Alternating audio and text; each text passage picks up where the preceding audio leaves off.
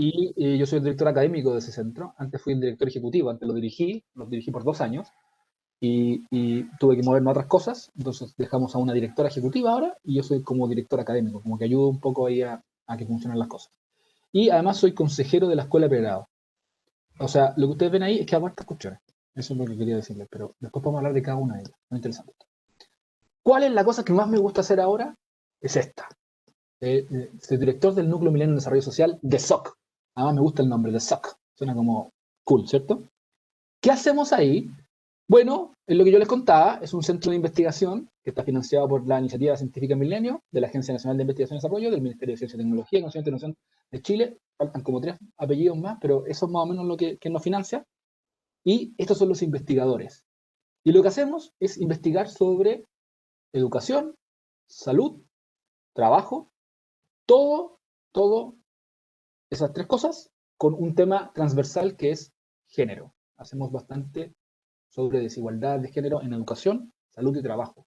Y tratamos de trabajar esos temas que no están tan trabajados en Chile. En el mundo un poquito más.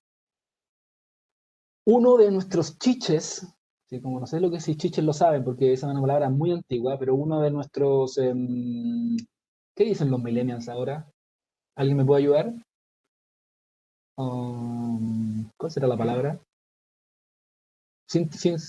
Dale nomás, con confianza. Abre el micrófono y dice qué es lo que es chiche. Si sabe lo que es chiche, no esté. Como Algo que reemplaza el chiche. joyita. Eso, una joyita, pero ¿qué es lo que diría un millennial? Mm. Mi favorito, ¿no? No, nadie quiere hablar. Ya. Atrévanse nomás, si aquí estamos en confianza. Además de esto va a estar grabado y lo van a ver unas miles y miles de personas más, pero nadie más. O sea, tranquilos todos y todas. Ya bueno, este es uno de los chiches, un podcast que se llama Valientes. Y que es un podcast, eso, voy a definir mal la palabra. Es como la joya, es como la posesión más apreciada. Entonces, antiguamente se decía el chiche. Por ejemplo, uno se compraba un auto así como que no tenía auto y ese era su chiche. La O monedita de oro. la monedita de Luis Alberto. Joyita Más está. viejo, ¿no? Más viejo. Eso es más viejo, eso es más viejo. La joyita dicen por ahí. Esta es como la joyita. ¿Ya? Este podcast es un podcast sobre justamente que abordamos las diferencias de géneros en educación, de género en educación, trabajo y otras áreas. Es súper interesante porque básicamente contamos un poco dónde están las brechas y tenemos personas de la vida real, ¿no? Porque no todo lo hacemos así como con números, que nos cuentan su historia. Entonces es súper interesante, Valiente, y nos gusta mucho. Y ahora vamos a sacar una segunda temporada de Valiente. Tenemos más de una temporada. Esto es como Netflix. Tenemos varias temporadas y va a salir pronto. ¿Ya? Ya está disponible, así que ustedes pueden verlo. Entonces este es chiche. Otro de nuestros chiches en el núcleo Milenio de Desarrollo Social es el termómetro social. ¿Y qué es el termómetro social? Es una encuesta que levantamos para medir la temperatura, justamente, de la sociedad. Miren qué ingenioso el nombre, ¿eh? Termómetro social. Ingenioso. Y levantamos esta encuesta para entender qué está pasando con la gente, porque parte del núcleo y de los economistas a entender las percepciones de las personas. Es importante para nosotros saber qué está pasando con la sociedad. Algunos economistas, no para todos, a otros economistas les gustan las lucas así como de plano, a otros nos gusta también entender qué pasa con la sociedad. Y, por ejemplo, levantamos la encuesta justo después del estallido social y preguntamos esto, de una escala de 1 a 10, ¿en quién confía usted? Y la gente, en su mayoría, en ese momento, acuérdense, ¿se acuerdan del estallido hace un año atrás? Ustedes son muy chicos quizás para acordar, ¿no? Ustedes están muy jóvenes para acordarse, ¿no? ¿No están tan jóvenes? Ya. Capaz que ustedes fueron algunos de los que saltaron en la... ¿Cierto? Capaz. Ya, bueno. Estudiamos eso. Estudiamos qué pensaba la población. Y le hicimos muchas preguntas. Entre las muchas preguntas que hicimos, esta es una de ellas. Le preguntamos cómo evaluaba a ciertas instituciones. Y bomberos, número 1. Y los partidos políticos, los parlamentarios, los ministros y el presidente de la República, en los últimos lugares. Y aquí uno entiende esta crisis, ¿cierto?, de desconfianza, ¿cierto?, o de confianza sobre la política. Y esto era parte de la discusión de si hacíamos un plebiscito nadie iba a votar, o si hacíamos un plebiscito iba a estar muy polarizado. Entonces esta era una discusión interesante que teníamos.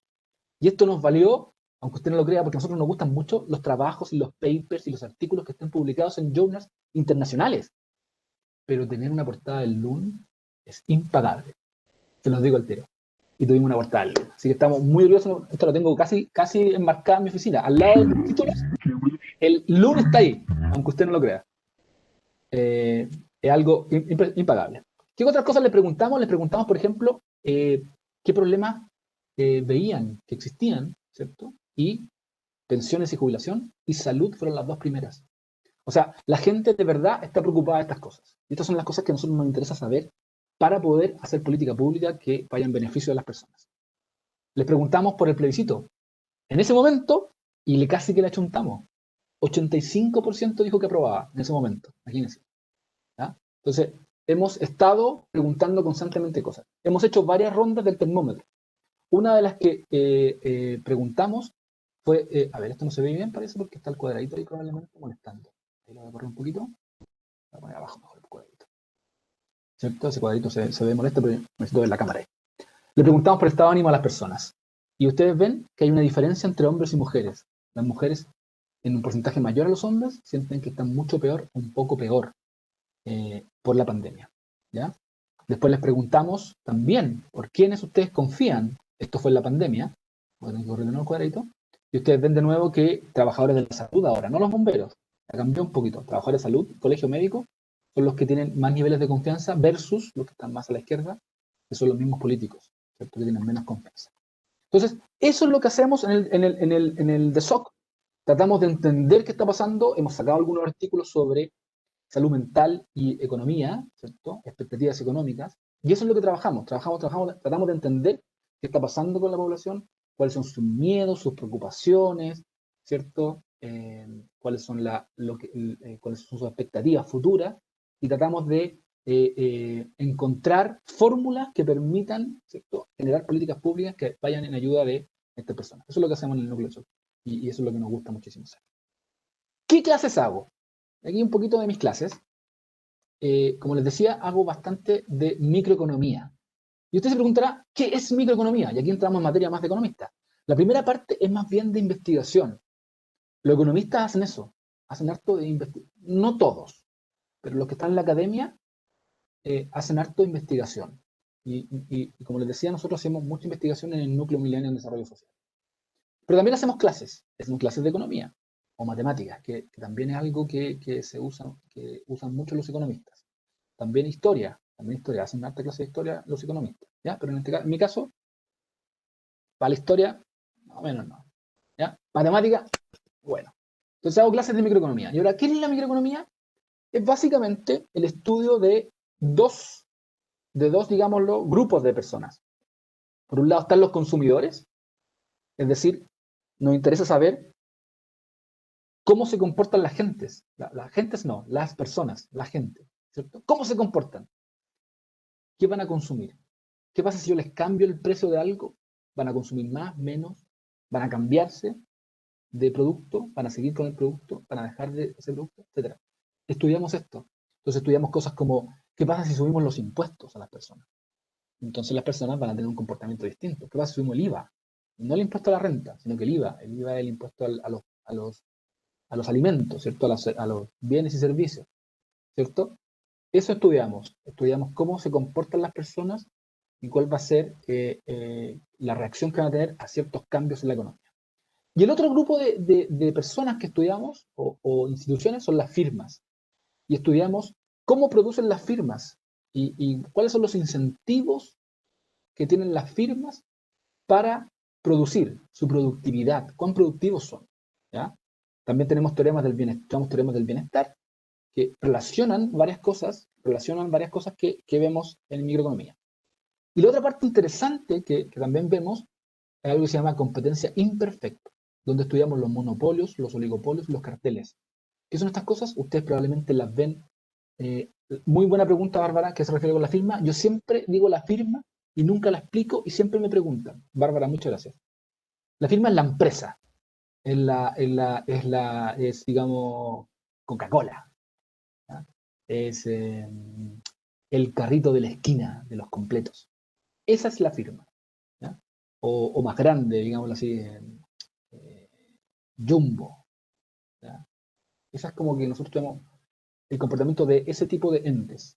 Pero también el carrito que vende las sopaipillas en el metro, la salida del metro. También es para nosotros una firma, ¿ya? Para los economistas, porque esa persona está vendiendo un producto, está ofreciendo un producto y usa ciertos insumos para ofrecer ese producto y está compitiendo con otro carrito que está más adelante, ¿cierto? Que vende arepas, ¿cierto? Están compitiendo por los consumidores que son ustedes. Esa persona también es consumidora en algún momento, pero en ese momento está, esto no sé lo que es, pero vamos, está, ¿cómo se llama esto? Ya me perdí ya. Está ofreciendo productos, ¿cierto? Y otras personas que están consumiendo. Esa es la firma, es la empresa, es lo que se hace. ¿Ya? Y nosotros también estudiamos, como les decía, firmas que son bien especiales, eh, que, eh, que son, por ejemplo, únicas, como el monopolio o los oligopolios. Usted pueden saber ahora que están conectados a través de la Internet, y hay un proveedor de Internet que ustedes tienen. ¿Cuántos de ustedes tienen BTR? No quiero pasar el aviso de BTR, pero ¿cuántos tienen BTR?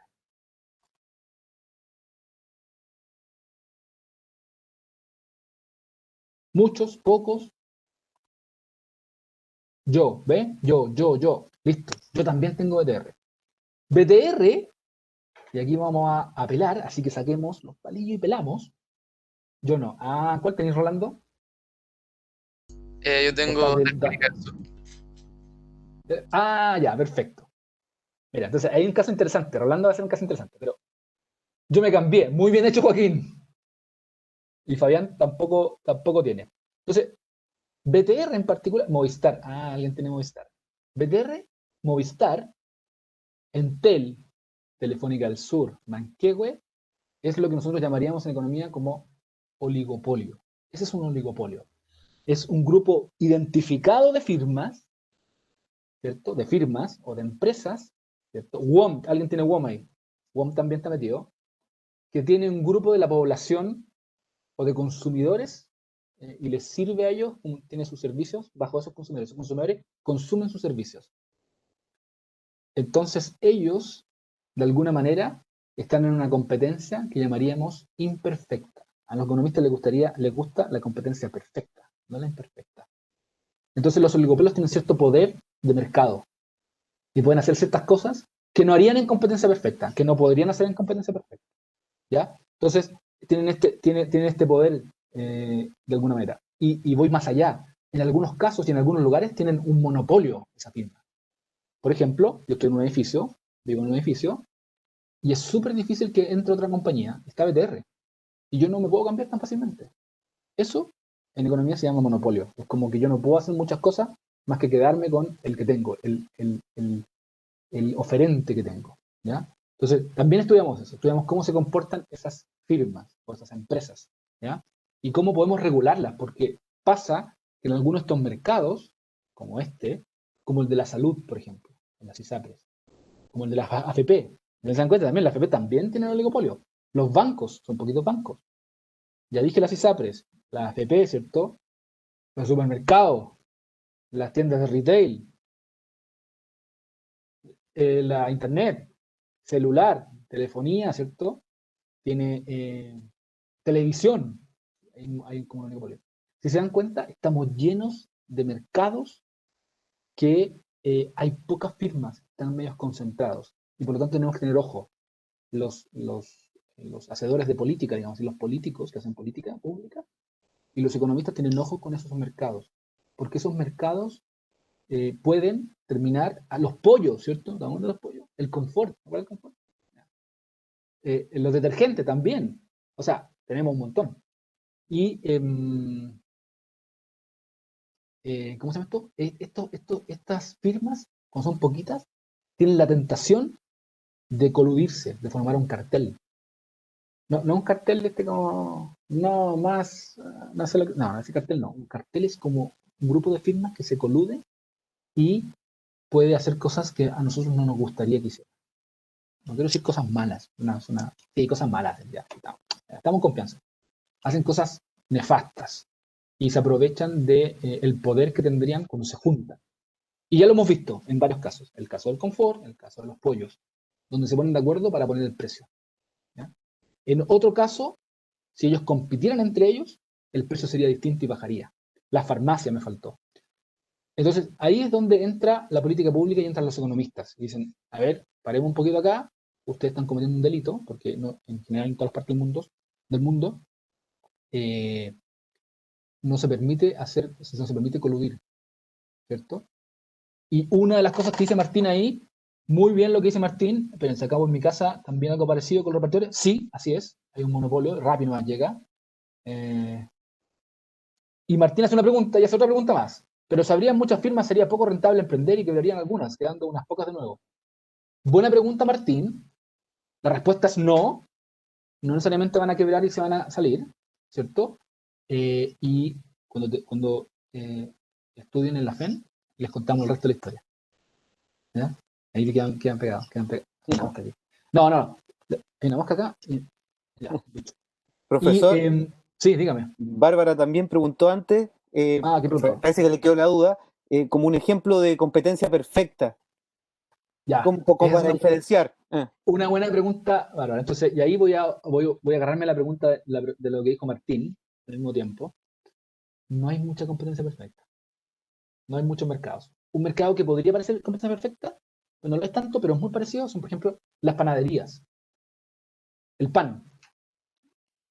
Están en un lugar, en una ubicación bien especial las panaderías y no hay muchas alrededor, pero como que el pan vale lo mismo. Como que no hay mucha variación del pan y como que no puede subirlos unilateralmente la panadería, porque tiene como competencias alrededor. No muy cercana.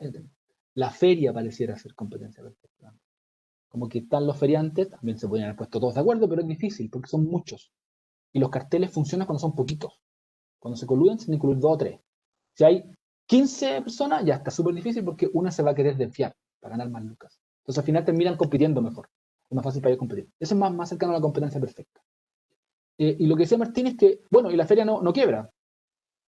Siguen habiendo ferias. Entonces la feria, para que te des cuenta que la competencia no hace que quiebren las empresas.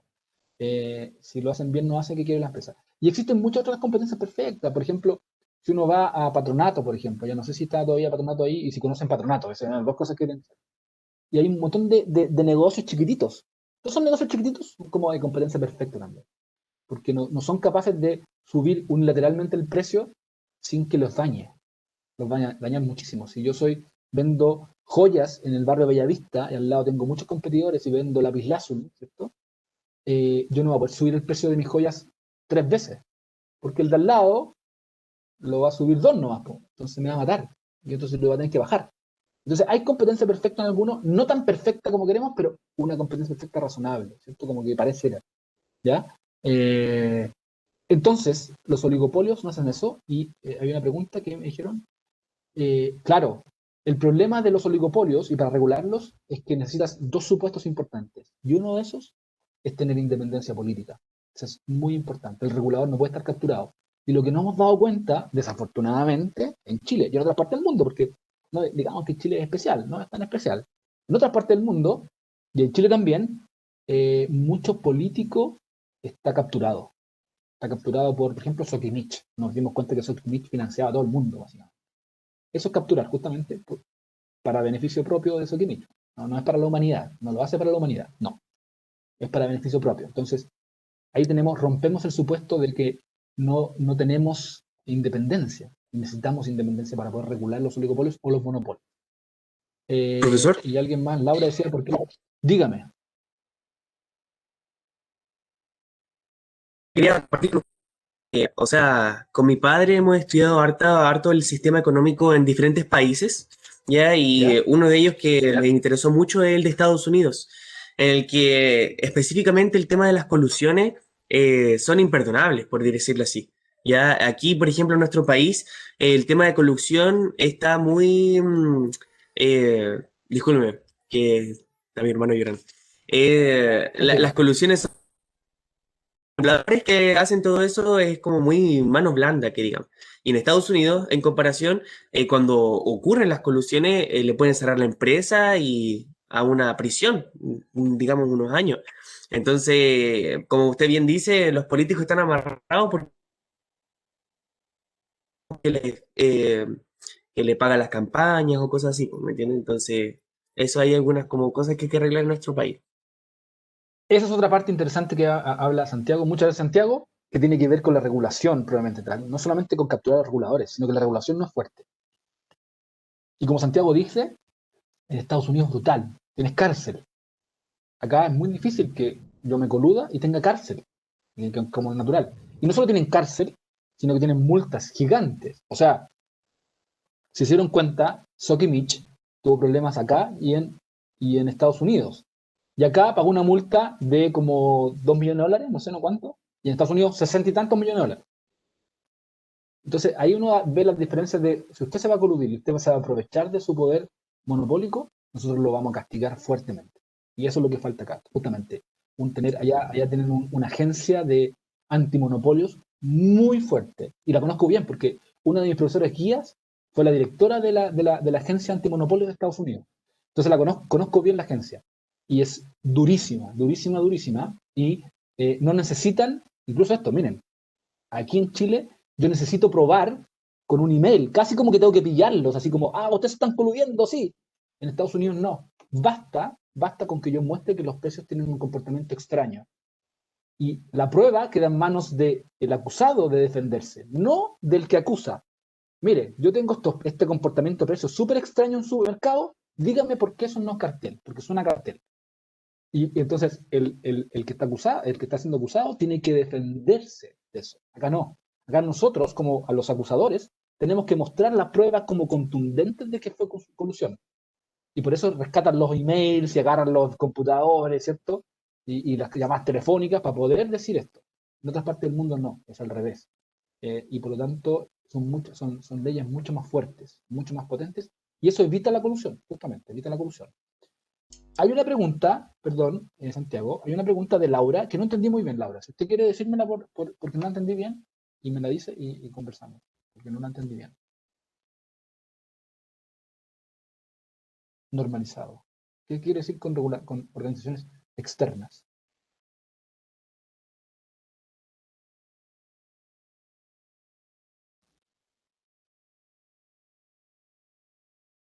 Pero con confianza, nomás si hay ruido nomás, pues si así funciona esto y no.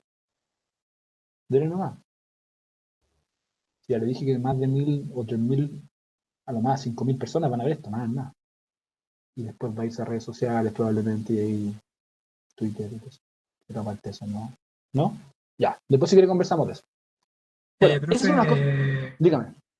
creo que se refiere en el caso del pan que tiene un precio definido y no puede subir mucho porque es muy considerado bien popular, algo así. Puede ser que algunos bienes tengan alguna restricción de precios. Pero la feria, por ejemplo, la feria es un caso que nosotros no tomamos.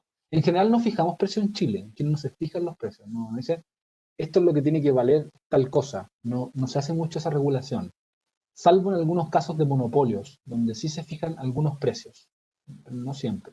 En general no hacemos eso, no hacemos en Chile. Pero puede ser que eh, tenga una banda, pero esa es como la asociación de panaderos que se puso de acuerdo. Correcto, es por eso, porque si sube mucho el precio no se va a vender, y por eso están controlados. ¿Ya? Bueno, esa es una de las materias que estudiamos acá en la FEM, súper entretenida, competencia perfecta, oligopolio y monopolio. El otro curso que hago, y que también se usa acá, es economía de género. Y acá lo que vemos son las brechas que existen, por ejemplo, en brechas académicas tempranas. Es súper loco que estemos estudiando economía de género, yo siempre me lo he preguntado, pero estamos estudiando economía de género porque sí existen estas brechas, y uno se pregunta por qué existen. Y la verdad las cosas es que no está tan claro, y por eso las estudiamos. Si uno mira al principio, cuando nacen hombres y mujeres, y le hacen pruebas cognitivas y no cognitivas a los bebés, ¿cierto? Entre los 0 y 5 años, son casi idénticos. Son idénticos, diría, estadísticamente hablando. No hay diferencias. Y pasa que después cuando los medimos con el CIMSE, con los CIMSE posteriores, nos damos cuenta que empiezan a haber diferencias en matemáticas, por ejemplo, entre hombres y mujeres. Y después cuando vamos a ver las carreras, la PSU, vemos que las brechas son más grandes, hay diferencias en matemáticas en contra de las mujeres, Y después en las carreras, vemos que postulan menos a carreras relacionadas con matemáticas, y después en los magísteres, lo mismo, y luego en los doctorados, lo mismo, y luego en los altos cargos, lo mismo. Empieza a agrandarse la brecha. Y hay brechas después en el mercado laboral, en el salario, en política, en un montón de lugares. Y la pregunta que nos hace es, ¿por qué existen esas brechas si no deberían esas brechas? Y la respuesta es que la verdad las cosas, hay varias cosas. Yo le voy a contar un trabajo que es espectacular. A mí me encanta, que lo estudiamos acá, que es sobre orquestas. Voy a hablar en un segundo, Martín, sobre las preferencias. En un segundo.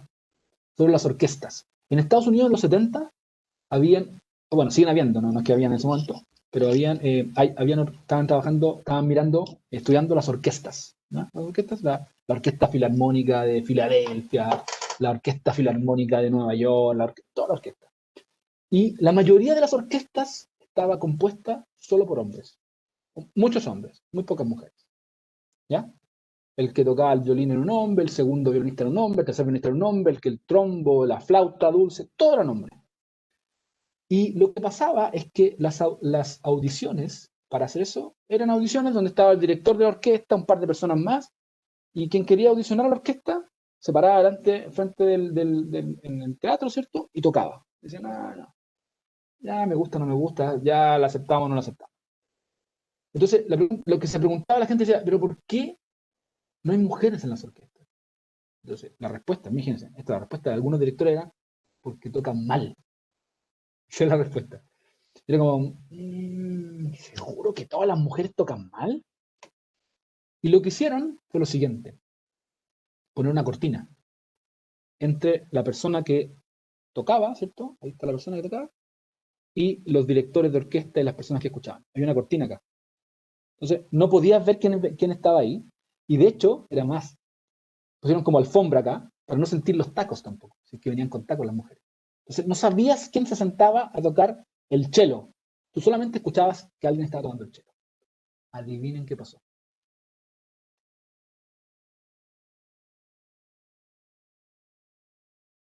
Silencio incómodo. Pero adivinen, pues, si no tienen por qué saber. Pues dije, adivinen. No pasó Sí. nada. Juéguensela, juéguensela. Contrataron a más mujeres sin saber que lo eran. Vamos, Correcto, eso. correcto. Esa es la respuesta correcta. Contrataron a más mujeres, a muchas más mujeres. Y ahí se dieron cuenta que existía algo que se llama, que se estudia en economía y en otras partes, discriminación. Discriminación por sexo. No hay ninguna razón objetiva de por qué no contrataban mujeres. ¿Ya? Y ese es un ejemplo concreto de discriminación, que se llama, discriminación estadística, que se llama. Que básicamente yo tengo una sensación, creo, que este grupo es medio flojo o no le gusta mucho esto, o no le pega mucho esto, no sabe hacer esto, y por tanto lo discrimino, ex ante. De saber si de verdad es así o no. ¿Ya? Tengo esa opinión, tengo esa opinión en mi cabeza y está rara en general. ¿Ya? Entonces eso pasa. Hay mucha discriminación por sexo. Eh, entonces, eso hacía que hubieran menos mujeres. Y eso pasa en todo ámbito de cosas. O sea, todavía pasa que uno siente que, por ejemplo, las mujeres no aguantan la presión. Pero, ¿es de verdad así? No sabemos, no sabemos. Entonces, hay varias cosas. Hay un tema cultural. Entonces, por ejemplo, lo que pasaba y lo que han estudiado. Hay muchos estudios chilenos. Hay una profesora, Alejandra Misala, que estudia muchísimo esto, en Bucher, donde muestra que cáchense lo que hizo, un experimento donde cambió los nombres en las pruebas. Entonces estaba Juan y Juana, ¿cierto? Y fue cambiándolo. La misma prueba. Y la fue cambiando. Adivinen qué pasaba con los profesores. ¿A quién le ponían peor nota? A las mujeres. Sí. Correcto. A las mujeres le ponían peor nota. Por ninguna razón, porque la prueba era la misma. ¿Ya? Entonces se dieron cuenta que también hay discriminación de parte de los profesores y profesoras. No solo profesores, profesores hombres y profesoras mujeres. en contra de las mujeres, ¿ya? Entonces, lo que hemos llegado a entender es que, por un lado, hay diferencias. Definitivamente hay diferencias, digámoslo, biológicas. Pero ninguna de esas diferencias biológicas puede explicar las diferencias de brechas que existen. Y lo que se entiende ahora es que hay mucho de la cultura, muy cultural, muy de la guata, digámoslo así. ¿Ya? Yo siento que las mujeres no son buenas para las matemáticas, entonces las crío a mis hijas de una manera distinta que mis hijos.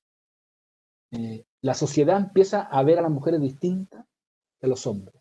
¿Ya? Y terminamos, y ahí vuelvo a lo de preferencias que dice Martín, con una construcción, ¿cierto?, en el cerebro de las mujeres, y que tienen ciertas preferencias distintas a las de los hombres. Pero es una construcción. Las preferencias no es que yo nazco con las preferencias, yo me las voy formando, y por lo tanto termino con ciertas preferencias distintas, que me perjudican en general. Entonces lo que hemos estado tratando de hacer, en la FEM, por ejemplo, o en Buchet, es tener cupos especiales para mujeres. Las mujeres tienen un cupo especial ahora para entrar a FEM y a Buchet también. Y funciona, se llama Affirmative Action. Es como algo positivo, no sé con la traducción en español, pero es como discriminación positiva. Eso es lo que estamos haciendo, discriminación positiva. Que básicamente no podemos cambiar la cultura de un día para otro. Súper difícil, súper difícil. No es cuestión. Hay países que están mucho más avanzados que nosotros, en los países nórdicos, por ejemplo. Pero todavía existen brechas en los países nórdicos. Es una locura. Pero todavía existen. Y estamos cambiando esas cuestiones. Entonces, eso lo estudiamos acá en Economía General. Muy interesante Economía General, por si alguien quiere tomarlo con el futuro. ¿Qué más? Métodos. Es lo que yo les decía, guiar una investigación. En algún momento ustedes tienen que hacer una investigación y encontrar un problema, una pregunta y estudiar sobre esa pregunta y tratar de resolver esa pregunta. Y nosotros lo guiamos, el profesor lo guía. Y por último, que es lo que más me gusta a mí, matemáticas. Hacemos varios cursos de matemáticas donde le enseñamos límites, continuidad, derivada, que les va a servir para usted en economía en el futuro. ¿Ya? Esas cosas las hacemos acá en la FED. Y les quería contar también sobre mi investigación, lo que hago yo, qué investigación hago yo. Y hago hartas cosas. Por ejemplo, riesgo moral en el mercado de salud chileno, pandemia de influencia de productividad, costo de la demencia, acá, no allá, acá, no, acá es una sigla. Y efectos en detección del cáncer, yo le voy a explicar lo que es la acá, pero es una cuestión gringa, eso es gringo, un estudio gringo.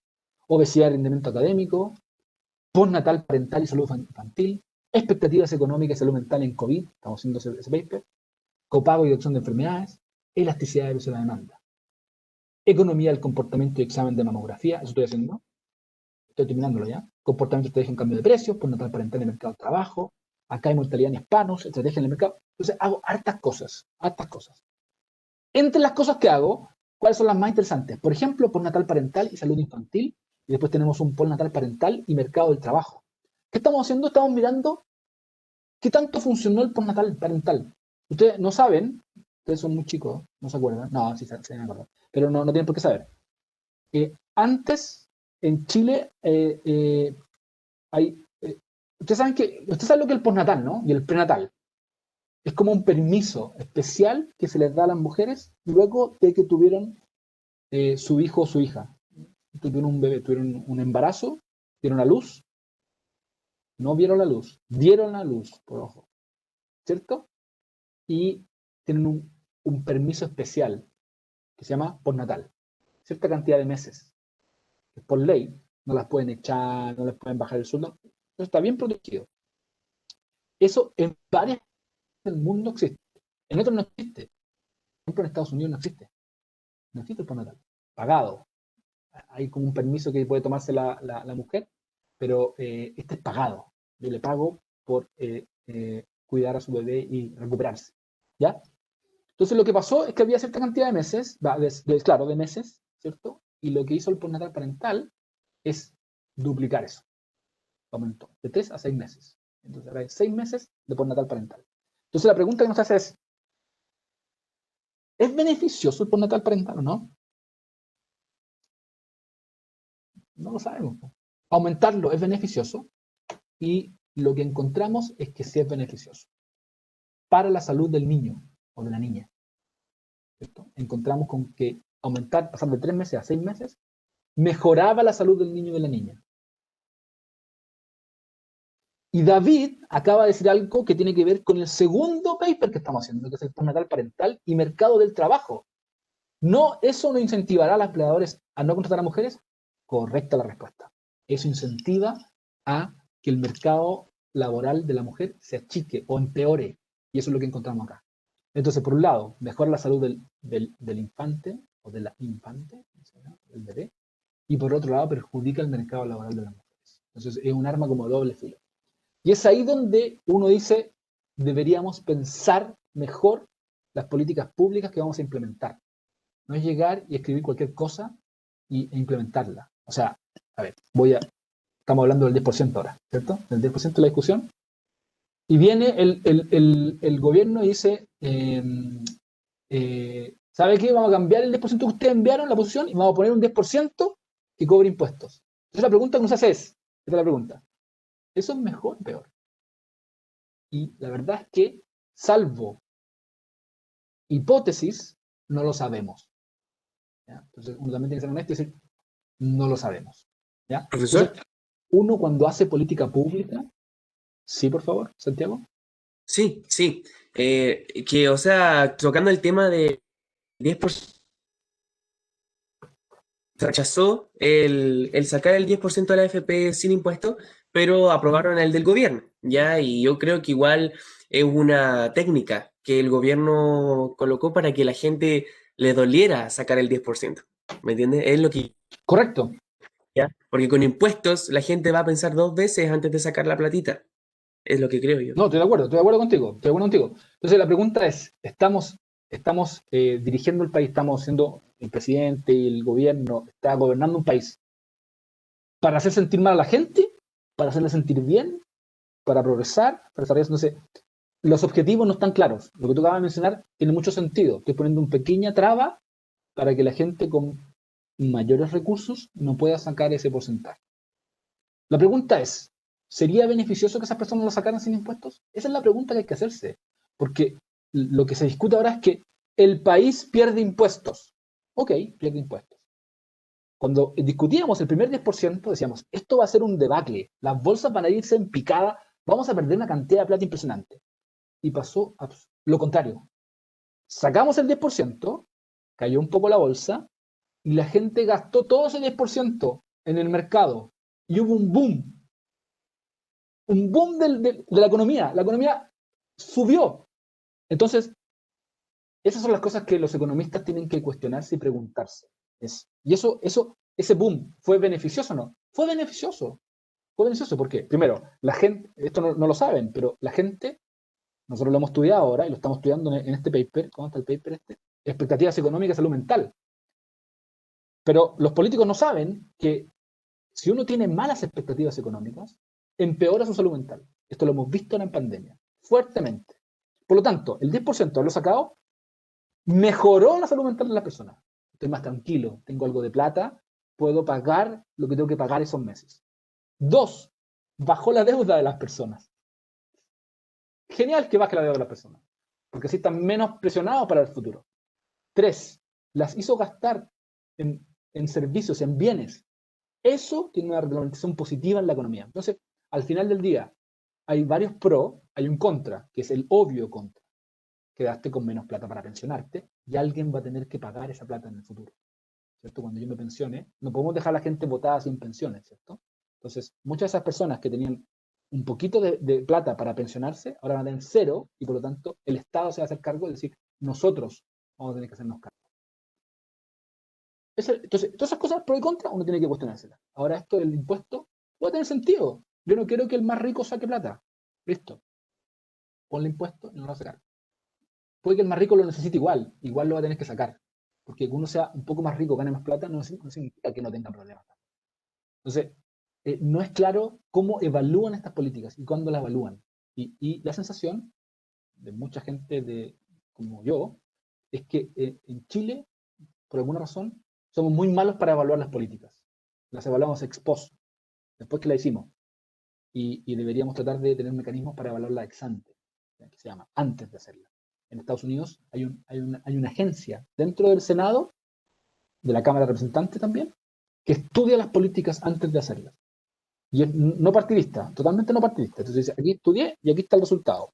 Usted ahora decida políticamente, pero aquí está la decisión económica o social. Ahí está, y usted decida. ¿Ya? Entonces, estaba hablando de un par de cosas más y tengo una buena pregunta, entonces déjame ver las preguntas que teníamos.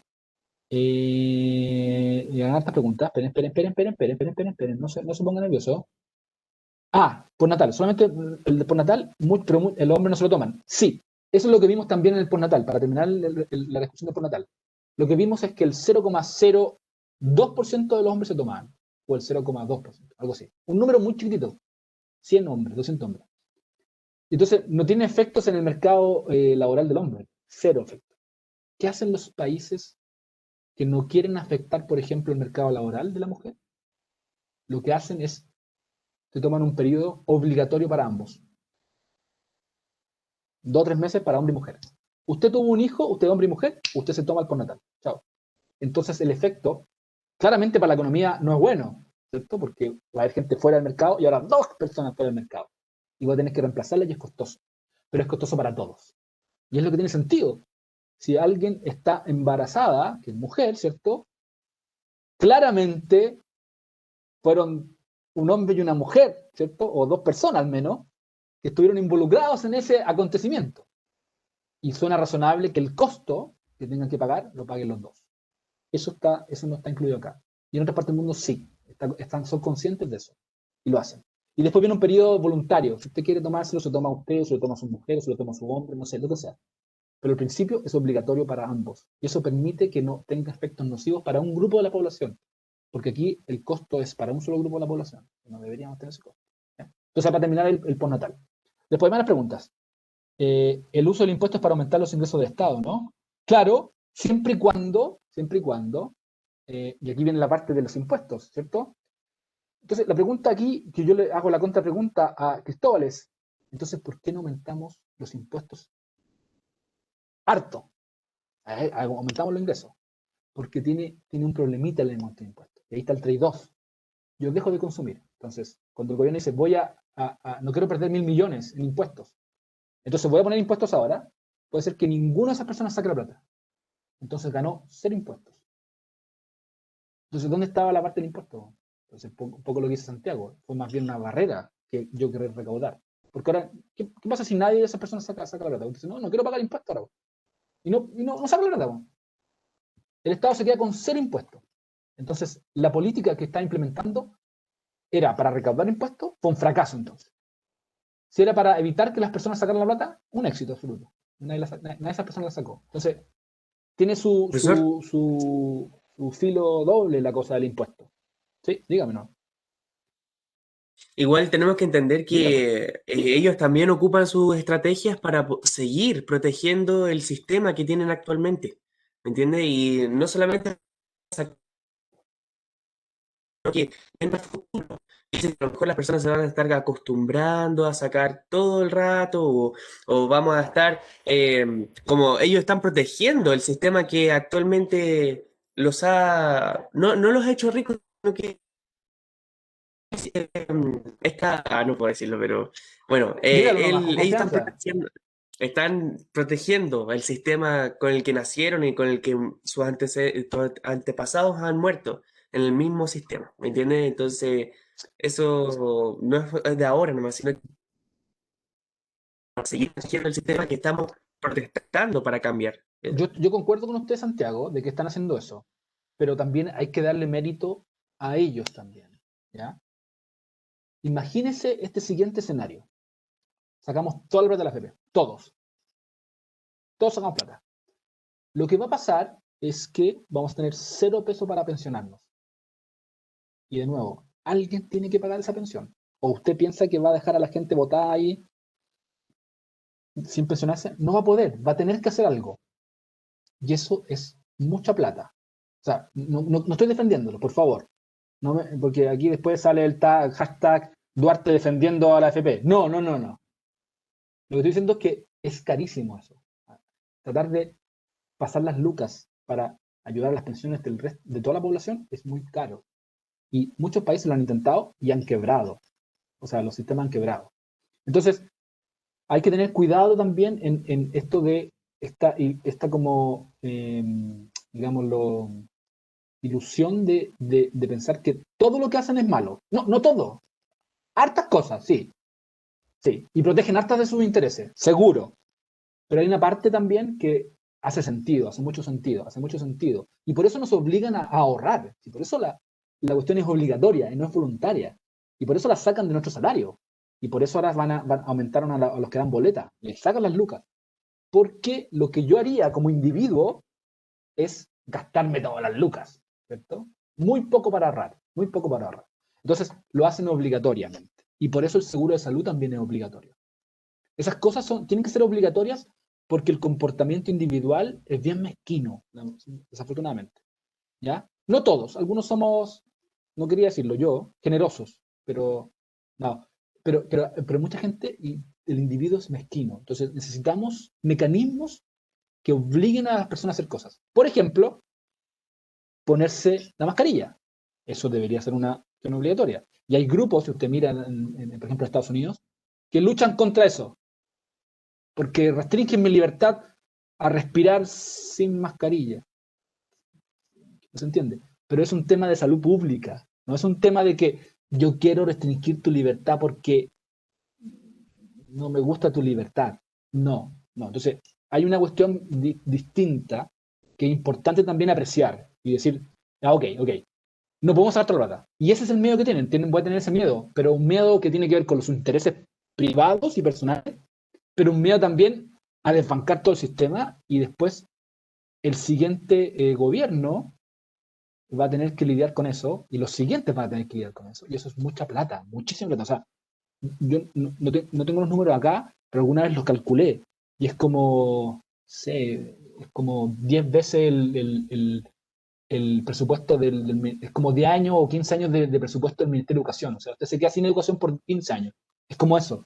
Es como un orden de magnitud muy importante. Entonces, también hay que tener en cuenta esa consideración. Entonces, tienen un poquito de miedo también por ahí. Porque, ¿quién dice que no podamos hacer un tercer retiro del 10%? ¿Ah? ¿Cómo estarían contra el 10% ahí? Yo ahí definitivamente cambio la tele, porque la tele no está muy buena la que tengo. Ahí la cambio seguro con tercer 10%. Entonces hay que tener cuidado con eso también. Pero, Ya, dígame. profesor, igual debería recordarse de que nace el retiro del 10% por un mal manejo de la crisis que hubo en pandemia, porque mucha gente estaba sin desempleo, no le llegaban los bonos.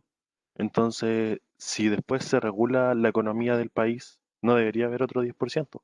Correcto, Bastián. Yo también concuerdo contigo. Esto es causa de que el gobierno no ha tenido un manejo efectivo, rápido, con el problema económico que trae consigo la pandemia. Sí, absolutamente de acuerdo. O sea, las causas de por qué estamos discutiendo el 10% son esas que tú mencionáis. O sea, es como deberíamos hacer algo. Los gobernantes saben que esto es una crisis y que la gente va a caer en desempleo, no va a tener trabajo, las firmas van a cerrar, van a quebrar, y uno debería seguir dos caminos. Uno es, me da lo mismo, así es la vida, así es el mercado, quiebran algunos, otros nacen, unos quedan desempleados, otros quedan empleados, ese es un camino. Y el otro camino es un camino distinto, es decir, ¿sabes qué? Yo vivo en un país, en una sociedad, y quiero el bienestar para todos mis ciudadanos, quiero un bienestar razonable para todos ellos, y por lo tanto voy a tener que apoyarlos cuando estén en las malas, y después cuando estemos en las buenas, bueno, ahí les voy a cobrar un poquito más, porque tengo que ahorrar para cuando estemos en las malas. ¿Qué es lo que hemos hecho? Nosotros tenemos un fondos soberanos gigantes, que perfectamente nos hacen aguantar un par de meses. Tampoco son tantos, o sea, para que no crean que tenemos mucha plata. Son como 12.000 millones de dólares, 24.000, porque tenemos otro fondo más. Son como 24.000 millones de dólares.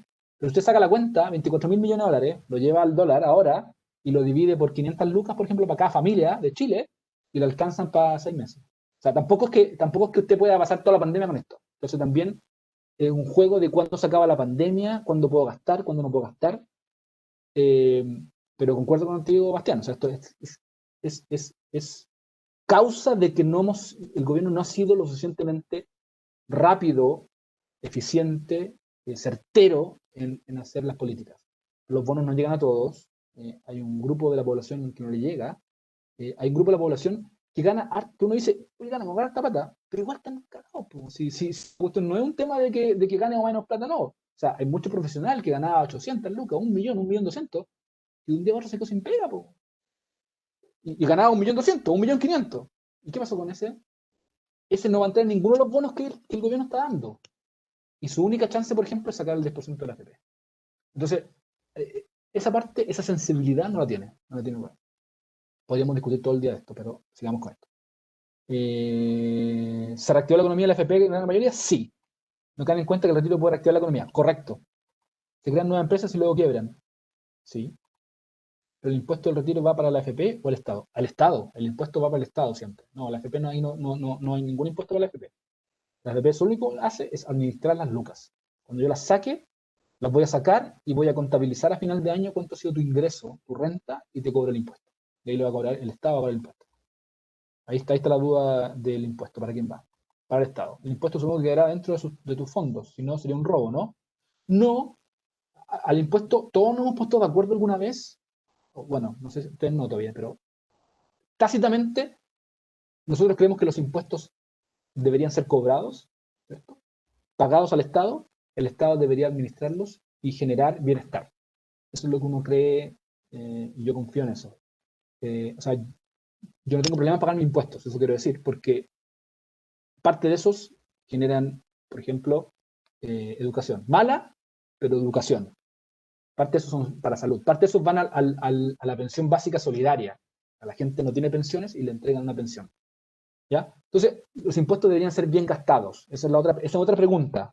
Pero los impuestos per se, como concepto, son un concepto que permite que los estados, los gobiernos, los estados, los ciudadanos, el Estado funcione. O sea, nosotros igual, y aquí esto es impopular, pero piénselo un rato. Es súper impopular, pero aquí no venimos a ganar un concurso de popularidad. Pero, por ejemplo, parte de los impuestos son para pagarle a los carabineros. Ah, ya, no me tiren cosas. Tengamos que reformar los carabineros es otra pregunta, pero uno querría una fuerza policial, porque, no sé, pues, para resguardar el orden, para el tránsito, un montón de cosas, pues, ¿cierto? Uno querría, por ejemplo, en otras partes del mundo se hace así, bomberos. Sí, pues queréis que alguien te apague los incendios, pues, si los incendios te generan. Aquí no funciona así, pero en otras partes sí funcionan, los impuestos van a pagar los bomberos. Quieres que, no sé, pues que pavimentemos las calles de tú, o que pongan hartos arbolitos, ¿cierto? O que limpien el río. Puta, tantas cosas que necesitamos que no tienen que ver directamente con lo que estamos hablando de pensión, educación, pero que son necesarias y que un Estado necesita gastar plata en eso. Porque queréis que las cosas funcionen bien, pues. Si queréis que las cosas sean agradables donde tú vivas, pues, ¿cachai? Entonces, para eso son los impuestos. No deberíamos hablar de un robo. A veces se van al chancho con los impuestos, pero, ¿cierto? Y las empresas nuevas que se crean y después quiebran es por un mal manejo, también la falta de educación económica. Correcto. Hay casos y casos. Hay casos que quiebran porque, pucha, nadie les compra por la pandemia. ¿Ya? ¿Cómo se puede evaluar una política? Ah, buena pregunta. David preguntó, y voy a responder al tiro. ¿Cómo se puede evaluar una política antes de aplicarla? Si es una política nueva, súper novedosa, que nunca se ha hecho en ninguna parte del mundo, no tiene cómo. No tiene cómo. Entonces ahí sí tiene que jugársela. En general, nunca inventamos la rueda. Entonces voy y miro. ¿Qué pasa con los postnatal parental, por ejemplo? Ah, esto le va a perjudicar a la mujer. Uno sabe. Uno hace el cálculo y dice, mira, todo sabe. ¿Qué han hecho otros países? Esto otro. Ah, deberíamos hacer. Ese tipo de cosas, ese tipo de evaluaciones. ¿Ya?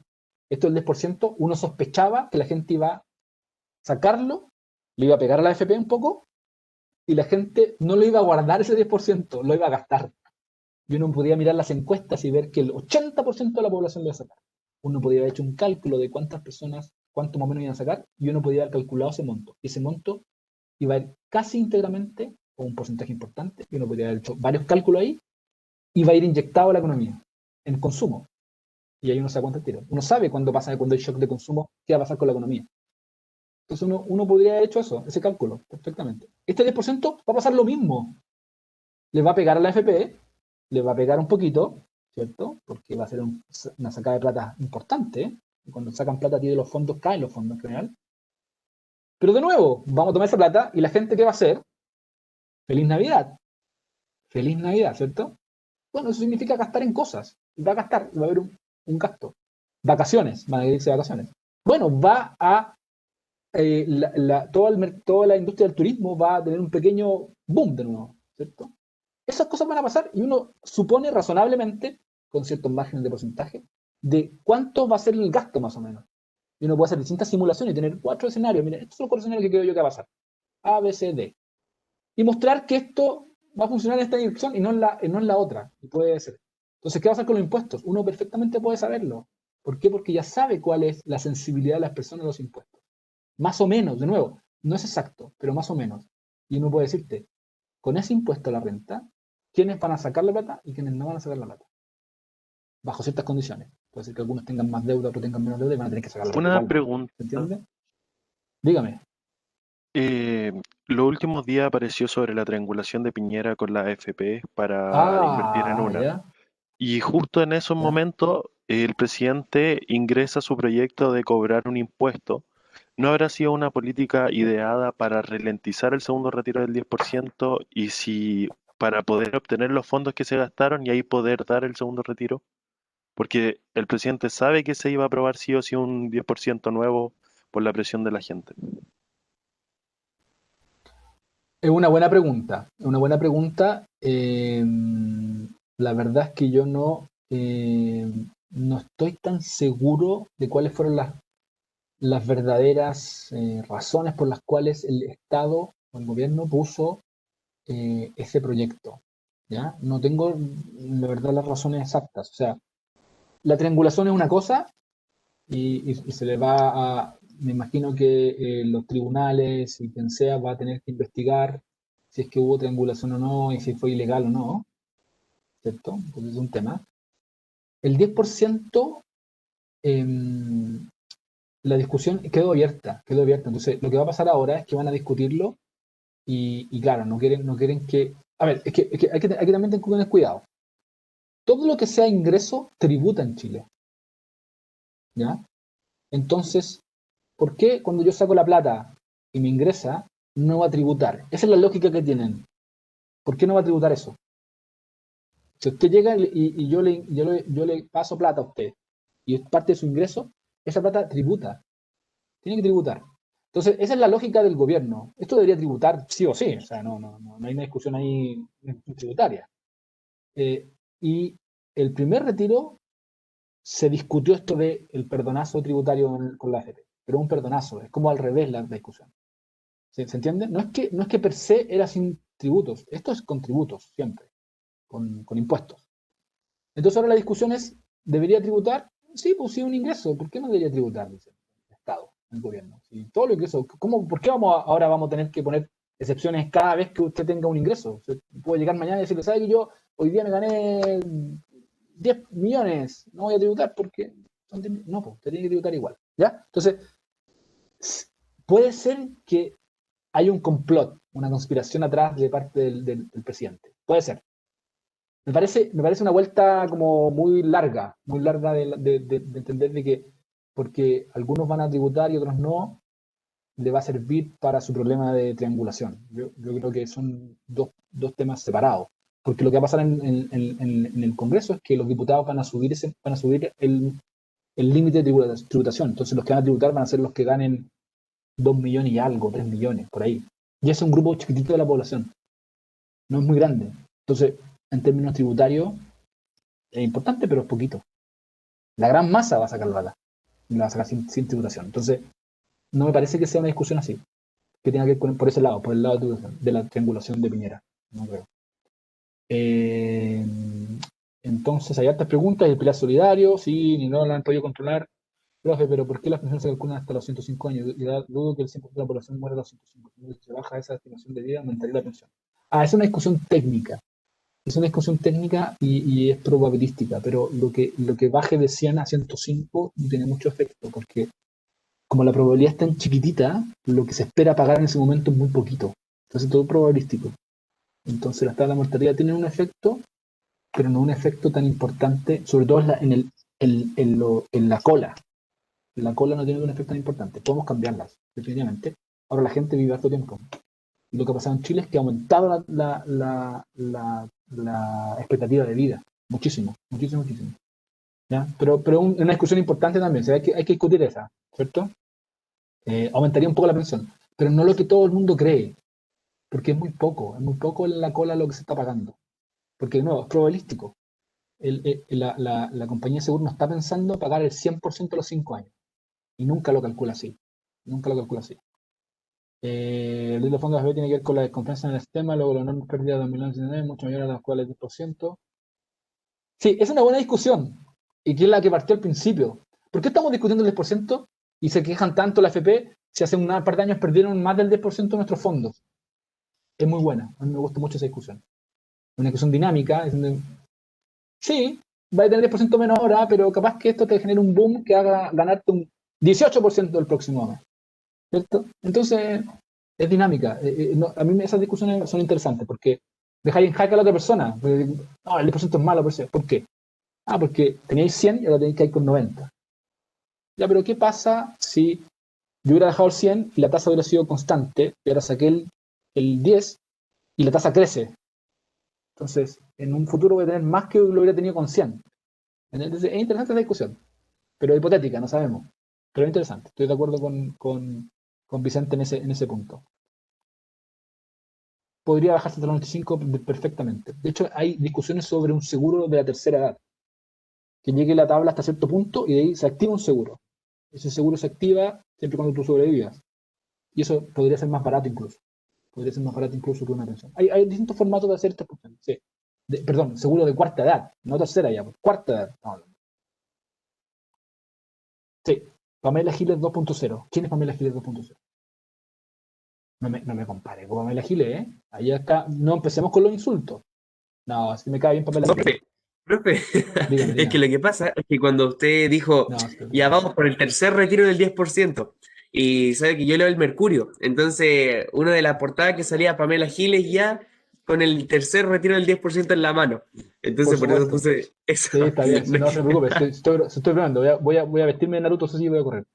Eh, sí, ese es uno de los miedos que tiene el gobierno, que empiecen con lo que les decía, a sacarse todo el rato de la AFP y terminemos con... O sea, imagínense terminar con 0 pesos en la AFP. Es un desastre, un desastre. O sea, yo de nuevo, no me ponga hashtag Duarte defiende AFP, eh, pero es un desastre. Imagínense toda la gente que tiene que mencionar el próximo año. ¿Qué pasa con esa gente? ¿Cuánta plata le entregamos? ¿Cómo se la entregamos? ¿De dónde sacamos esa plata? Peludo, peludo, sí, por eso le digo, peludo. O sea, el presupuesto que tenemos ahora es un presupuesto que puede ser mejorado, definitivamente. No estamos diciendo que no sea, que sea el perfecto, pero no es un presupuesto holgado en que tengamos mucha plata que estamos malgastando. Alguna que estamos malgastando, seguramente. En algunos personajes estamos malgastando plata, seguro. Pero el orden de magnitud es tan impresionante para pagar pensiones que no basta con optimizar nuestro presupuesto. No basta con eso. No basta con eso. Hay Profesor, que hacer cambios estructurales al presupuesto. Martín, dígame. ¿usted cree que, perdón, una pregunta antes, ¿cuántas personas quedan con 0 pesos en la cuenta? Chuta, no tengo el número, pero era un número no despreciable. No Sí, tengo el número acá. ya, pero ¿usted cree que Eran la varios presión cientos de política, miles.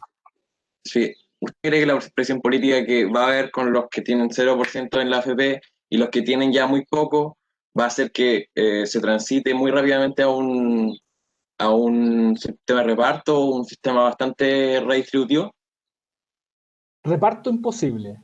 Imposible. O sea, la Un evidencia pilar solidario contundente, bastante más que pilar. sí, sí. Yo creo que vamos a tener que transitar a un pilar solidario un poquito más fuerte que el que tenemos. Definitivamente. No, el pilar solidario no es suficiente ahora y vamos a tener que transicionar a uno mejor. Definitivamente, eso sí. Reparto está Y, súper difícil. Está súper difícil. y pensando en que los políticos actuales son tienen como la mente llena de ideas, digamos, ¿no cree que usted que los políticos van a proponer algo así y que van a salir elegidos y que puede preparar un Mira, beneficio para el país? a mí la política me, hay varias cosas que me molestan de la política. Lo primero que hay que entender es que la política es necesaria. Tú necesitas gente que dirija al país y que se dedique a eso. No lo puedo hacer yo. Bueno, podría. Ojo, viene mi candidatura pronto, así que ahí ustedes voten por mí. No, pero sería difícil, ¿cierto? Entonces necesitas a gente que lo haga. Entonces lo primero que hay que entender es que no podemos hacer que desaparezca la política. ¿Quién va a dirigir el país? ¿Quién va a ir a redactar las leyes? Alguien tiene que hacerlo. Y en el momento en que esa persona lo haga, se transforma en político. Está haciendo política. Entonces, la política existe, tiene que existir. Y los partidos políticos o los grupos que aglomeran a gente de una misma, digamos, opinión, preferencia, llamémoslo como llamémoslo, tienen que existir también, porque así se aglomeran las ideas y salen las personas que puedan liderar esas ideas. Entonces, cuando la gente dice, yo soy súper apolítico y no creo en los partidos políticos, estamos en algún problema, porque entonces, ¿qué cree? Creen en el vacío, en la nada. No pueden no creer en la nada. Alguien tiene que tomar decisiones, alguien tiene que votar esas decisiones, alguien tiene que contraponer otras ideas a esa persona. Alguien tiene que hacer eso. Esa pega la tiene que hacer alguien. Porque si no, es un caos absoluto y estaríamos viviendo en una guerra civil constante con caudillos. Sería imposible gobernar. Entonces necesitas a esos grupos. Eso es necesario. La política es necesaria. O sea, aunque no nos guste tanto nuestros políticos ahora, es necesario igual. Necesitamos partidos políticos. ¿Ya? Pero Eso, ¿no cree usted que tiene una tendencia expansionista más de lo necesario? O quizás no lo calcula eficientemente lo que debe hacer. tiene muchos problemas. No estoy diciendo que sea perfecta. Separemos un poco la discusión. Vamos al tiro a la discusión de si es perfecta o no, o si nos gustaría de otra manera. La primera discusión que hay que plantearla y hay que sostenerla y hay que discutirla es que es necesaria la política y son necesarios los políticos. Estamos fritos. O llamémoslo de otra manera. Necesitamos líderes que agrupen ideas y concentren ideas que sean discutidas y que hagan que nuestro país sea dirigido de una manera estable y razonable en el tiempo. Llámala como queráis llamar a ese personaje. Ese personaje ahora se llama político, básicamente. Ese es un político. ¿Ya? Entonces, eso es necesario. Después viene la pregunta de cómo queremos nuestros partidos políticos. Y ahí sí tenemos un montón de problemas. Los partidos políticos tienen un montón de trabas, ¿cierto? Hasta hace poco, imagínense, hasta hace pocos años, eran súper oscuros en su financiamiento. Y ahí venían todos los problemas que hablábamos al principio, de las colusiones, de cómo capturamos a los reguladores. Así los capturamos. Entonces nosotros no queremos eso, nosotros queremos una política independiente. O sea, tiene sus ideas propias. Y hay conservadores, hay liberales, hay demócratas, hay regionalistas, es lo que sea. Tienen sus ideas, pero que sean gente, digámoslo así, y aquí me voy a pegar, y aquí tenemos que borrar esta parte de la grabación, queremos que sea honesta. Queremos que sean honestas. Y que su objetivo sea, por mucho más que piensen ciertas cosas, su objetivo no sea personal ni de su grupo, sino que sea un objetivo de país. Ahí es donde fallamos, yo creo. Ahí fallamos. Profesor, Entonces no tenemos, dígame Alberto. profesor, a propósito de lo que estaba hablando, una pregunta, usted cree que es el rol que juega la economía, considerando que economía es una palabra hermosa, que significa administración del hogar, eco es hogar, economía es administración? ¿Cuál es el rol que debería jugar la economía en la construcción de estos nuevos tiempos? Porque yo creo que si hay algo que todos podemos tal vez estar de acuerdo, es que el mundo cambió probablemente para siempre. Y tal vez el cambio grande que se requiere es en términos económicos. Estamos hablando hoy día de sustentabilidad, de nuevos procesos, de igualdad de género, y al finalmente todos esos son procesos económicos, ¿no? Entonces, según su perspectiva y su experiencia además, ¿cuál debería ser el rol de la economía en esta construcción de futuro? Y también considerando que nuestro público un poco está llamado a ser ese agente de cambio, ¿no? Sí, gracias Alberto por la pregunta, porque tiene relación con lo que estamos hablando de la política. Sí. Yo creo que en este mundo hemos cometido siempre este error de asignarle a un grupo de la población, digámosle, le asignamos la sabiduría. Ellos son los sabios y los que tienen que serlos. Y lo que ha pasado este último tiempo es que quien ha tomado ese rol, antes los tenían otros, les voy a decir el tiro quiénes tenían ese rol, los abogados tenían ese rol. Era como que ellos nos pueden decir todo. Y ahora han sido los economistas. La economía tiene un rol importante, pero no todo. Y eso yo creo que yo siempre abogo por esto y se enojan mis colegas economistas. porque los economistas se han metido en muchos lados, ¿cierto? Este es típico el chiste este que levanta una piedra y salen ingenieros comerciales mencionan economía de la piedra, ¿cierto? Bueno, es lo mismo. Yo creo que el economista es importante y es parte fundamental de entender ciertos procesos que pasan justamente en el desarrollo de un país. Fundamentales los economistas.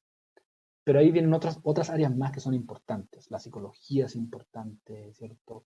La antropología, la sociología. Entender otros fenómenos que los economistas creen que entienden, pero no lo entienden bien. Entonces, es importante. La política, como decía bien. Entender a la política y los políticos y los procesos políticos es relevante. Nosotros los perdemos de vista siempre. Siempre nos quejamos de eso. Pero es muy importante la economía. Es muy importante la economía en todo lo que ha cambiado. Es muy importante la tecnología. Ahora, la gente que hace tecnología, ¿cierto? Está en su salsa ahora. Es como que este es el momento en que voy a brillar con... Justamente, este es el momento. Y los paradigmas van a cambiar. El paradigma de la educación, el paradigma de... Estamos teniendo una conferencia online, ¿cierto? Y cambió la forma, van a cambiar las formas de hacer negocios, de hacer educación, de hacer salud. Por fin la telesalud, la telemedicina va a tener su boom, ¿cierto? Las consultas a los psicólogos ahora son así también, online a veces. Entonces, va a cambiar y hay un rol importante de los economistas acá, porque parte importante del desarrollo de los últimos 20, 30 años, en el mundo, no solo en Chile, en el mundo, ha sido llevado por economistas. Y va a seguir probablemente un tiempo más, pero los economistas tenemos que darnos cuenta también de que no sabemos todo, no entendemos todas las cosas, no somos capaces de responder a todas las preguntas y necesitas algo más que ahora está muy en boga y de hecho en nuestro núcleo milenio lo hacemos mucho, que es ser la multidisciplinariedad. Ahora me salió bien la palabra, me cuesta decirlo. Muchas personas pensando en el mismo problema. Y por eso pertenezco a esas redes, porque hay mucha gente pensando en el mismo problema del envejecimiento, de la obesidad, y todas se unen en pos de resolver ese problema. Ya, yo creo que estamos, ya no sé si hablé mucho ya, pero hablé muchísimo.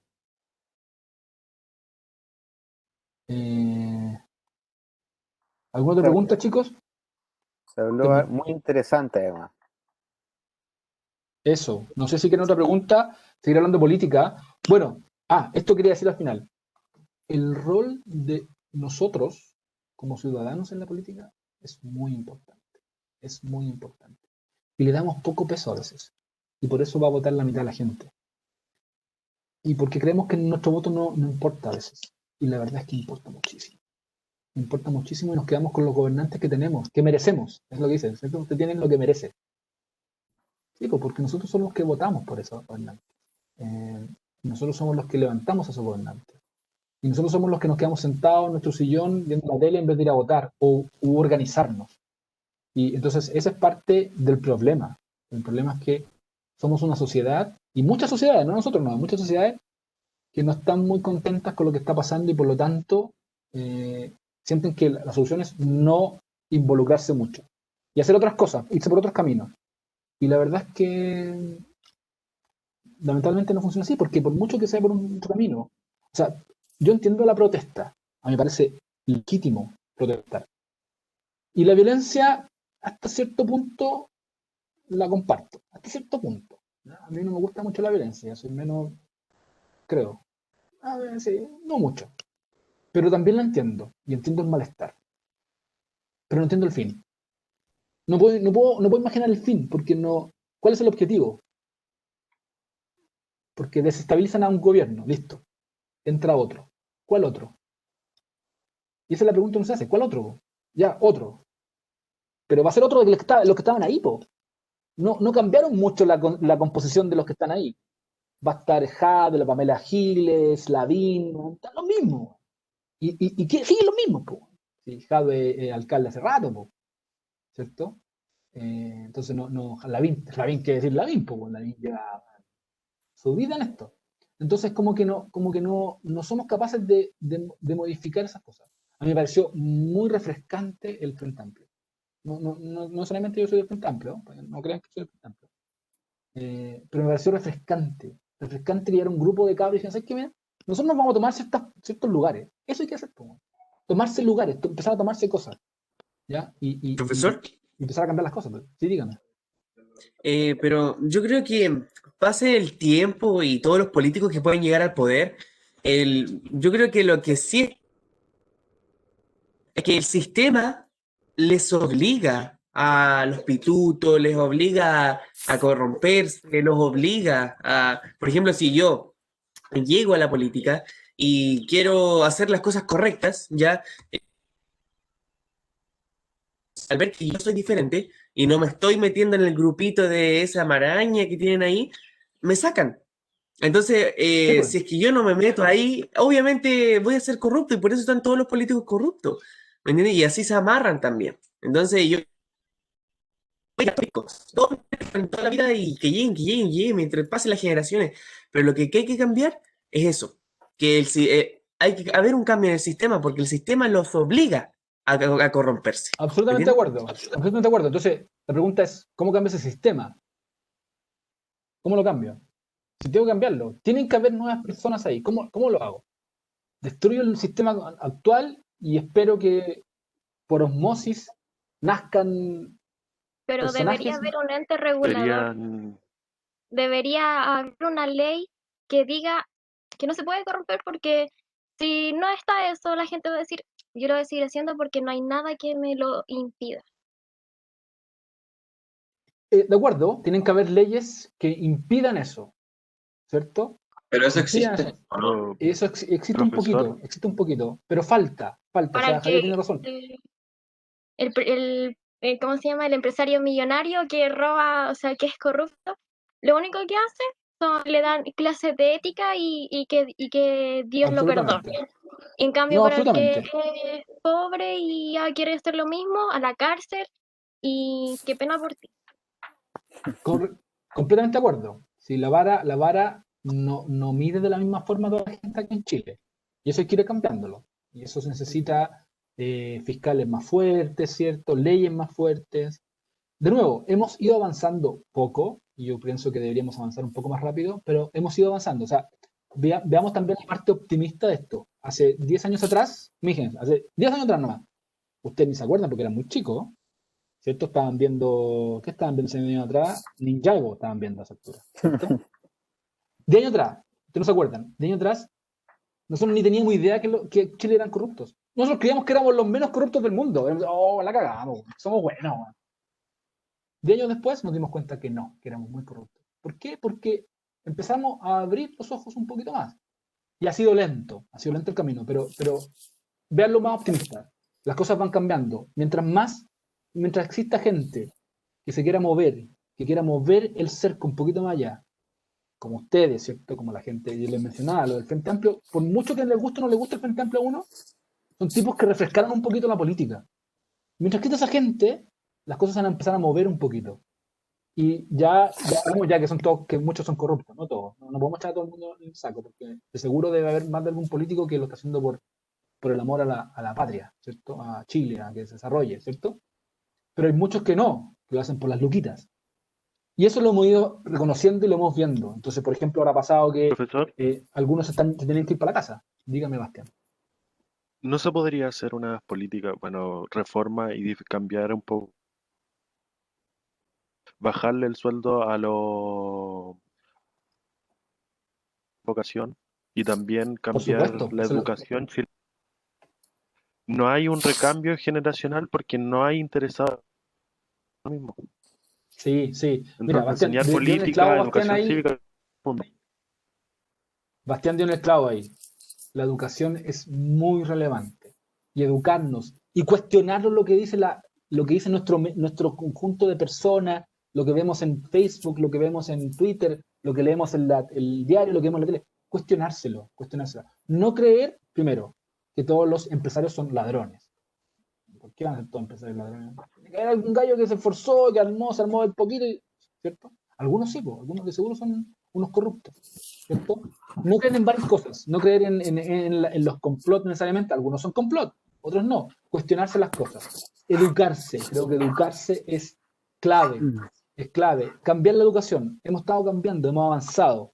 Tenemos problemas de nuestra educación es sexista, totalmente sexista. Y la hemos ido moviendo a educación menos sexista. Educación cívica, la sacamos. deberíamos incorporarla, porque nosotros queremos educar a la gente en política. Si no, la política es necesaria, si no estamos en un caos absoluto. Entonces, es importante lo que dice Bastián justamente, es educación cívica. Lo de bajar los salarios me parece muy razonable. Nuestros parlamentarios, en promedio, ganan mucho más de lo que ganan otros parlamentarios en el mundo. Esta no debería ser una carrera para enriquecerse, ¿cierto? Si usted quiere enriquecerse, dedíquese a empresa privada, a lucas. Si yo hubiera querido ser rico, me hubiera dedicado a hacer clases en la Chile. No, nunca, ahí nunca se hace rico. No. Me hubiera ido a una universidad, ¿cierto? O me hubiera dedicado a la empresa privada. Y lo Profe, podía haber hecho perfectamente. Pero no quiere ser rico. No tanto. para mejorar Dígame. el país, vamos a cambiar el sistema socioeconómico que tenemos. Tenemos un sistema socioeconómico neoliberalista, el cual la educación cada vez más mala, el sistema público es más. ¿Quería mejorar y buscar un bien para todos y no un bien para unos pocos? Ya, ahí Bastianes tenemos, ahí no estoy completamente de acuerdo con usted. No es porque no crea en lo que usted está diciendo, sino que porque el discurso de antineoliberal es muy fácil y la alternativa no es tan clara. No es tan clara. Entonces, a mí lo que me gusta, si usted me presiona, me aprieta un poco, a mí lo que me gusta es algo como lo hace en Alemania, donde sigue habiendo un sistema como el chileno, pero donde en ciertas áreas, ¿cierto? El Estado está más metido, no necesariamente a cargo, pero está mucho más metido y guía mucho mejor las cosas, en el área de educación, por ejemplo. En el área de salud no necesariamente, pero en el área de salud también sería un estratégico, ¿cierto? Y en el área de pensiones sería otro. A mí me gustan los estados, sí, pero esos estados son estados, y aquí por ahí alguien mencionó lo de los impuestos y el robo, son estados donde los impuestos son mucho más altos. Nosotros como sociedad pagamos mucho más que lo que pagaríamos acá. Nosotros pagamos bastante menos de lo que pagan en otras partes del mundo.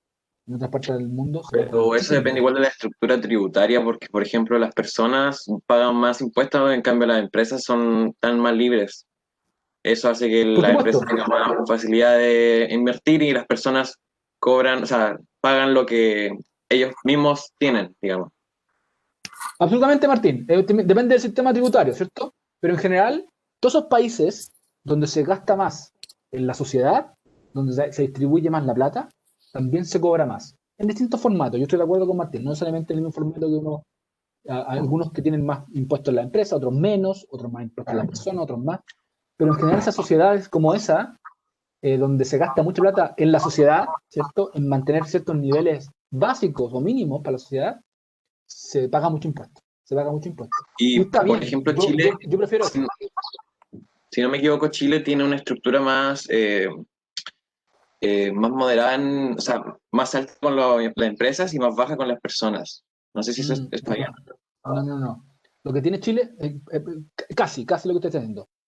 Las empresas pagan bastante menos que otras partes del mundo. Estamos debajo del promedio de la OCDE en impuestos.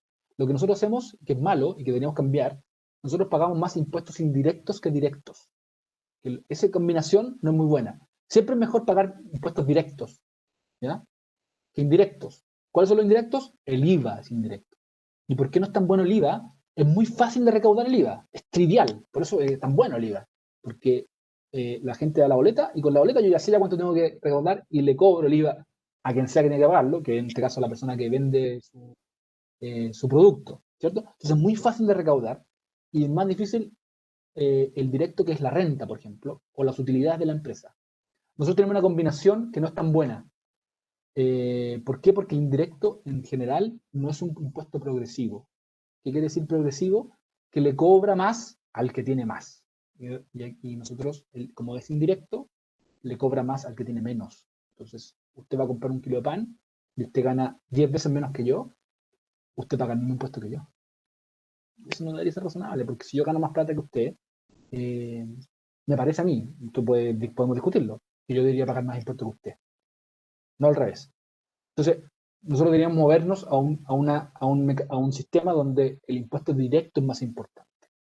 Hay otros impuestos que son indirectos, pero que tienen otro objetivo, ¿ya? El de cigarros, por ejemplo, el de bencinas, tienen otro objetivo. No queremos que se use mucho la benzina, entonces por eso ponemos un impuesto alto. No queremos que se consuma mucho cigarro porque es un tema de salud pública, entonces ponemos impuestos altos. Tienen otros objetivos. Los de recaudación, que tienen que ver con el IVA y la renta y las utilidades, esos tienen una mezcla que no es buena, no es la mejor, y deberíamos movernos ya. Y la última reforma importante, que fue la reforma de la presidenta Bachelet, ahí se modificó un poquito, pero un poquito, porque bueno, a la gente no le gusta. Esto es algo que toda la gente le pasa. A la gente no le gusta pagar impuestos. A nadie le gusta pagar impuestos. Pero si uno tiene una visión sobre la sociedad, que es como queremos que todos prosperen, uno debería estar dispuesto a pagar impuestos. Y uno debería estar dispuesto a eso. Profesor, Dígame. nosotros ya deberíamos ir terminando o acercándonos a eso. Sí, Ha sido un debate súper interesante. Creo que resulta estimulante escuchar a las nuevas generaciones y un poco con la mirada que ellos traen. Son, sin ir más lejos, los gobernantes del futuro. sí, pues. También ha sido una exposición súper interesante, profesor, que permite palpar lo que significa estar en FEN.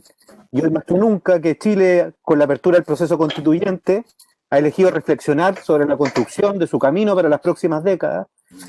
Y lo más entretenido es que nuestros estudiantes están llamados a ser actores relevantes para el futuro de nuestro país.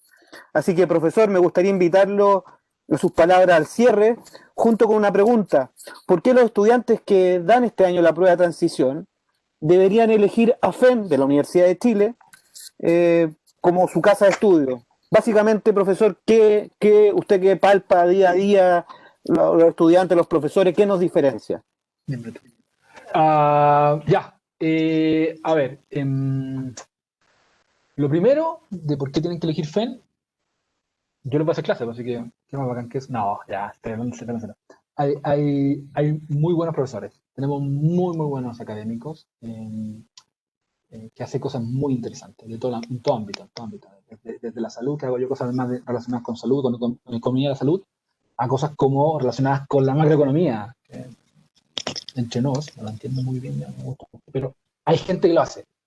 Por ejemplo, el decano José Gregorio, él fue triministro, entonces, un gallo que tiene mucha experiencia, entonces es interesante. Tenemos muchos ministros en la FEN, entonces es una facultad muy interesante, porque investigamos mucho, tenemos muy buenas clases y tenemos gente muy buena del ámbito profesional trabajando con nosotros.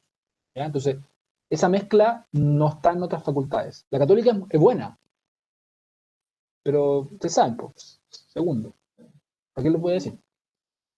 Ya, no, si esa es broma deportiva que no hay que hacer. Pero no tienen esta mezcla que nosotros tenemos, que yo creo que es mucho más rica en términos de que usted va a mirar, va a escuchar otras miradas. Nosotros, para ser absolutamente honesto, en la FEN somos un poquito más de centro izquierda que de centro derecha. Estamos como, hay algunos de centro derecha, pero en general somos más bien de centro izquierda. Pero dentro de esa centro izquierda hay una diversidad de opiniones que usted no se imagina. O sea, desde cuál debería ser el tamaño del Estado hasta cuál es el sistema de pensiones que deberíamos tener. Y hay diferencias importantes, aunque usted no lo crea. Entonces, esa riqueza no la va a tener en otros lados. Otros lados son bastante más, digámoslo, con una línea de pensamiento bien definida. Nosotros somos un poquito más homogéneos. Y eso mismo hace que los alumnos y alumnas sean también más homogéneos, vengan de distintos lados. Eso también le da un montón de riqueza. O sea, una de las cosas que yo aprendí cuando me fui a estudiar a Estados Unidos, y estuve 8 años en Estados Unidos, entre estudiando y trabajando, es la riqueza de las otras personas que te rodean. Gente de Rumania, ¿no? ¿Qué cacháis de Rumania? Nada, básicamente, ¿cierto? Bueno, a menos que alguno de ustedes haya ido a Rumania. Y conversáis con alguien de Rumania un rato y te das cuenta que piensa más o menos parecido en ciertas dimensiones que tú y en otras distintas, y te abre la mente. Eso es relevante. En la FEM va a pasarte eso, va a pasar que va a tener distintos. Y hay espacios, muchos espacios, para que los alumnos y alumnas se desarrollen y también hagan política si quieren hacer política. Es muy interesante la política dentro de la FEM. Y ahí también es relevante hacerla. Y se les enseña y se les forma y se les ayuda, ¿cierto?, a desarrollarse para justamente ser líderes en el futuro. O sea, nosotros tenemos mucha gente que después de esto se va a doctorar, o vuelve, o se va a la empresa privada, o se va al gobierno a trabajar, ¿cierto? A gobierno de derecha y de izquierda, ¿sí? Por eso digo, no somos tan partidistas, pero tenemos esta posición, ¿cierto? Y por lo tanto, eso también te da una riqueza que no te dan otras facultades. Yo lo llamo a que investiguen un poquito más de la facultad, investiguen un poquito más de los profesores. Tenemos un grupo de profesores, como les decía, todos con doctorados, tipos y mujeres que saben muchísimo. de lo que están hablando, así que es muy interesante. Y gente como yo, buena onda, ¿no? Nada más o menos. ¿Qué más les quería decir por último? Eso, traten de cuestionar todo, eso es lo más importante, cuestionarse las cosas y tratar de buscar evidencia, no cuestionársela y después decir, no, me tinca y no, busque evidencia. Hay varias cosas que dijeron, que lo alcancé en el chat, que son muy interesantes, que sí, que uno tiene que buscar y decir, y esta línea de pensamiento, ¿qué le parece? Bueno, búsquela, mírela y contrástela con la otra línea de pensamiento, con lo que está usted escuchando y leyendo y viendo. Y le agradezco mucho estos minutos y las preguntas, ha sido muy interesante. Espero de verdad tener otra oportunidad de verlos en el futuro. Si no me acuerdo, porque no veo sus caras a todos, díganme, yo estuve en la charla, y ahí conversamos un rato. ¿Ya? Alberto se quedó. Ahí sin está, palabras. claro, ahí le tienen que decir, profe, yo estuve en la charla del COVID 2020. No nos vamos a olvidar nunca más de este año. Eso mismo, sí. Sí. No, nadie se olvida de este año, te lo aseguro. Sí. Así que bueno, antes de despedirnos, quiero contarles que la próxima semana tendremos charlas sobre nuestras carreras también y las coordenadas son las siguientes. Ingeniería comercial, el martes 1 de diciembre a las 16 horas. Ingeniería en Información y Control de Gestión, miércoles 2 de diciembre a las 4 p.m. a las 16 horas. Y Contador Auditor, jueves 3 de diciembre a las 16 horas también. Más información obviamente la pueden encontrar en nuestra página web www.admisionfen.cl y también en nuestras redes sociales, en donde nos pueden encontrar en Facebook e Instagram como admisionfen.uchile. Queremos agradecer nuevamente al profesor Duarte y en especial a todos y todas ustedes que nos han acompañado. Esperamos que haya sido de valor esta conexión con este destacado profesor nuestro, que además es muy didáctico, muy entretenido y se acerca mucho a los alumnos. Así que, bueno, sin más que decir, profesor, no sé si usted tiene algo ahí en el tintero. No, solo agradecer, estuvo muy interesante la discusión, muchas gracias y espero de verdad verlos pronto en la FEN o en otra instancia. Está mi correo por ahí, por si quieren hacerme otra pregunta por correo y encantado la contesto. Sí, por supuesto. ¿Cuál es su correo, profesor? Lo voy a anotar acá, en el chat, Para que no queden dudas, porque ahí creo que lo he chunteo, ¿no? A ver. Ahí sí, creo que sí. Eso. fabduarte@fen.uchile.cl. Eso. Nos Nos vemos vemos los entonces. cursos, dice, nos vemos en los cursos de Eso. verano en la U. Muy Buenísimo. bien. Bueno, solo resta decir entonces, agradeciendo nuevamente a nuestro profesor y a toda la audiencia, muchas gracias por estar aquí. Y recuerden que somos la Universidad de Chile, somos la Facultad de Economía y Negocios de la Universidad de Chile y que estamos pensando el futuro. Así que buenas tardes y nos vemos en FEN. Chao, chao. Chao.